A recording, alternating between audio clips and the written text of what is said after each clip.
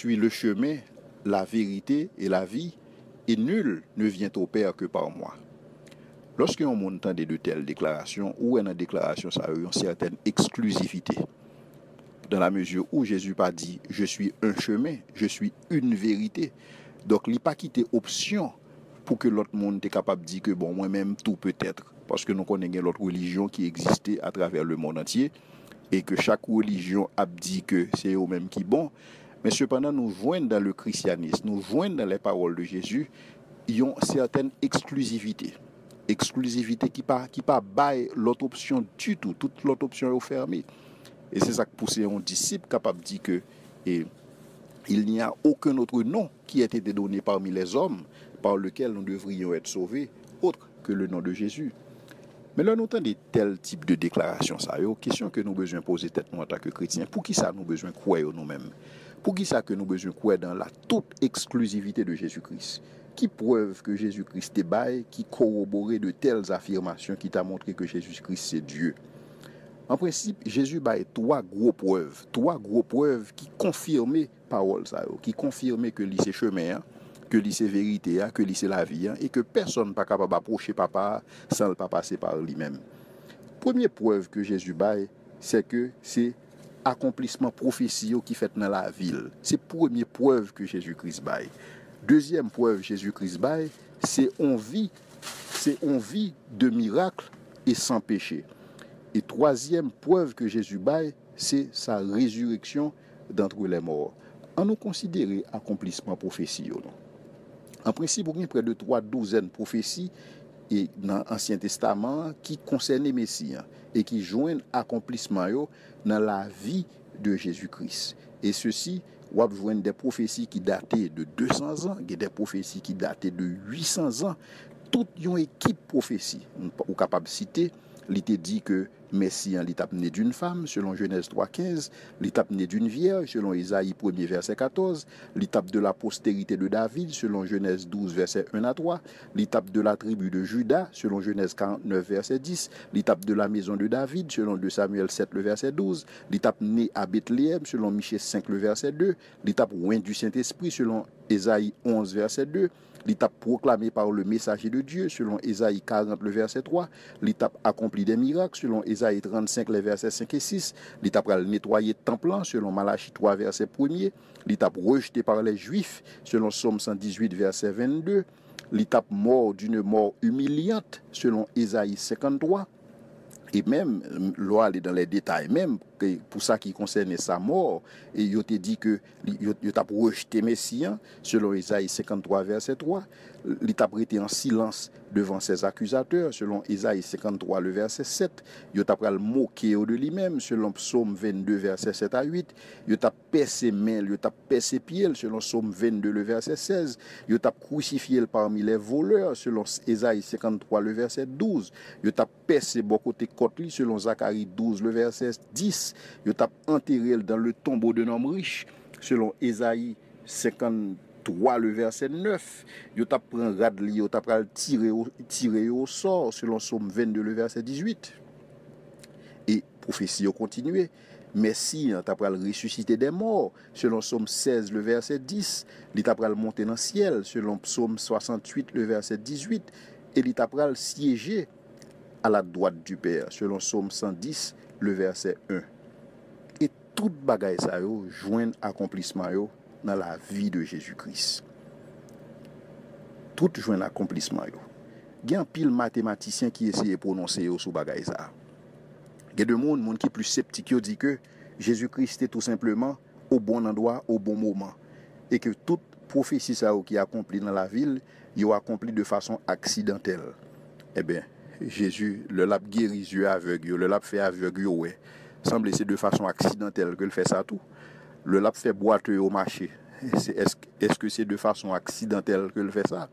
Et c'est des bagailles que l'histoire retenue. Et c'est des bagailles que des recherches montraient effectivement que Jésus, dans l'époque, quand il était dans la chair, mais ça que le décompte fait. Et mathématiciens, au bon côté par eux, ils ont calculé que probabilité pour que 16 prophéties soient accomplies dans la vie, un seul monde, l'étape égale à 1 sur 10 exposant 45.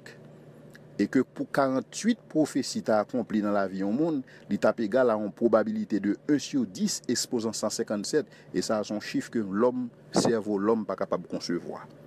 Mais toute bagaille ça est faite dans la vie de Jésus-Christ. Donc il est impossible pour un monde de comprendre que Jésus-Christ est tout simplement fait au bon endroit, au bon moment. Maintenant, deuxième preuve que Jésus-Christ mettait en avant, c'est une vie miraculeuse et sans péché. La vie même que Jésus te vive montrait que Jésus est Dieu. Vivre en vie sans péché, déjà son bagage qui est extrêmement difficile. Non seulement Jésus-Christ lui bat record ça de une vie qui sans péché, mais il vit une vie miraculeuse. Jésus-Christ campé devant ennemi yo. Il dit qui de vous me convaincra de péché? C'est pas bagage facile pour un monde camper devant monde qui te connaît ou l'autre grandi avec yo, monde qui te toujours là, monde qui toujours à suivre pour dire qui de vous me convaincra de péché?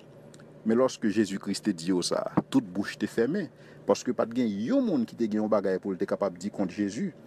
Et c'est ça que fait le verdict de l'histoire. Et ça que l'histoire retenue dans le procès de Jésus-Christ, c'est que Pilate campé lui dit, je ne trouve aucune faute dans cet homme. Luc 23, le verset 4. Soldat qui était là pendant la crucifixion, il dit certainement cet homme était innocent. Luc 23, verset 47.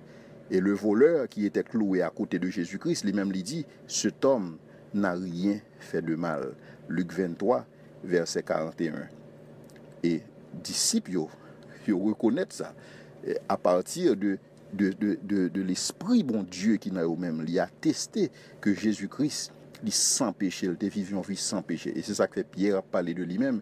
Il dit c'est l'agneau de Dieu, l'agneau sans tache et sans défaut, selon 1 Pierre 1er verset 19.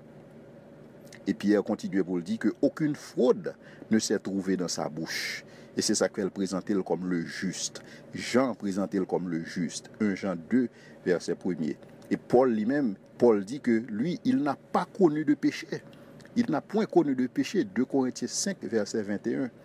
Et toute bagaille ça, lui montre nous effectivement que Jésus-Christ, il était vivre une vie sans péché. Le caractère impeccable de Jésus-Christ lui servit de témoignage, lui renforcer affirmation Jésus-Christ. Jésus-Christ donc, lui pas t'a menti lorsque il te dit je suis le chemin, lorsque il te dit je suis la vérité, lorsque il te dit je suis la vie. Maintenant, en plus de vivre une vie de moralité, en plus de vivre une vie morale, Jésus-Christ lui confirme ça le dit encore à travers des miracles que lui accomplit. Et nous voyons Jésus-Christ lui changer de l'eau en du vin, Jean 2 verset 7. Jésus-Christ marchait sous de l'eau, Matthieu 14 verset 25. Jésus-Christ multipliait pain, selon Matthieu 6 verset 11. Jésus-Christ ouvrit les yeux aveugles, selon Matthieu 9 verset 7. Jésus-Christ fait boiteux au marché, selon Marc 2 verset 3. Jésus-Christ chasse les démons, selon Marc 3 verset 11. Jésus-Christ guérit le monde de multiples maladies, selon Matthieu 9 verset 35, incluant la lèpre, qui est une maladie incurable à cette époque, selon Marc 1 verset 40 à 42. Nous voyons Jésus-Christ qui a ressuscité des morts en plusieurs occasions. Jean 11 verset 43 à 44, Luc 7 verset 11 à 15, Marc 5 verset 35. Et nous voyons Jésus-Christ qui a réalisé toute bagaille ça. Et Jésus-Christ l'a utilisé miracle pour supporter l'affirmation. Lorsque l'a dit je suis le chemin, lorsque l'a dit je suis la vérité, lorsque l'a dit je suis la vie, il vient avec des miracles qui accompagnent bagaille ça. Allez, rapportez à Jean ce que vous entendez et ce que vous voyez. Les aveugles voient, les boiteux marchent, les lépreux sont purifiés, les sourds entendent, les morts ressuscitent et la bonne nouvelle est annoncée aux pauvres. Et c'est ça que Jésus-Christ a baillé comme confirmation. Lorsque vous avez demandé, lorsque vous avez des doutes pour te connaître que le Messie, il utilise miracle pour confirmer sa divinité. Et troisième ligne de preuve que Jésus-Christ baille, et preuve ça est capitale, c'est sa résurrection que Jésus-Christ baille. Et ça, toute bagaille est bâtie sous déclaration ça. Toute bagaille est bâtie sous résurrection ça. Foi nous bâti sous ça. Et ça, ou pas joindre dans aucune religion qui existait à travers le monde. Jésus-Christ, il est ressuscité avec un corps transformé. Et 3 jours après sa mort, Après, Jésus-Christ paraît à plus de 500 personnes dans près de 8 occasions différentes et sur une période de 40 jours. Et Jésus-Christ, il était parlé ensemble avec moun yo. Moun qui était ouel yo. Gen la dan yo li manger avec yo. Gen la dan yo li permettre que yo toucher. Et gen la dan yo li était même préparé à manger pour yo même. Et nous venons dans ça que Jésus-Christ fait, c'est un plus gros miracle que Jésus-Christ capable de faire.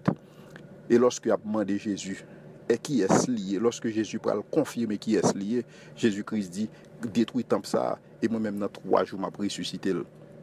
Donc c'est un plus gros pariage que Jésus-Christ fait, qui confirme qui est lié. Il parie que l'a mourir, et il parie que il pas prêt dans la mort, l'a ressuscité d'entre les morts. Donc lorsque je dis, on a regardé Jésus-Christ, lorsque je dis, on a affirmé foi, nous avons besoin de connaître que foi nous camper sur des bagages solides.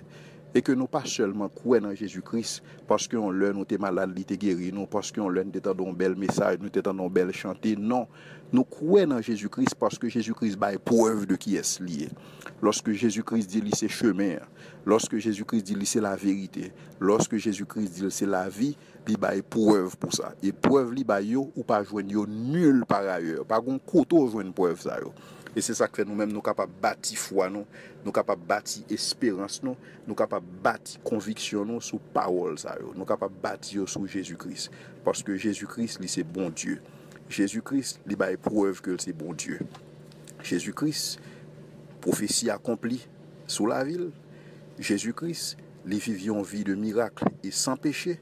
Jésus-Christ, il dit la mourir et il dit la ressusciter et effectivement, il ressuscité d'entre les morts. Donc nous sommes capables de mettre foi dans le Seigneur ça, nous sommes capables de mettre foi dans le Sauveur ça, parce que parole est digne de confiance. Et Jésus-Christ est digne d'adoration, il est digne de louange. Mais pour qui ça nous besoin de croire dans le Sauveur ça? Mais pour qui ça nous besoin de croire dans le Seigneur ça? Effectivement, il est le chemin, il est la vérité et il est la vie. Et nul ne vient au Père que par lui. C'était le docteur Jules pour votre édification.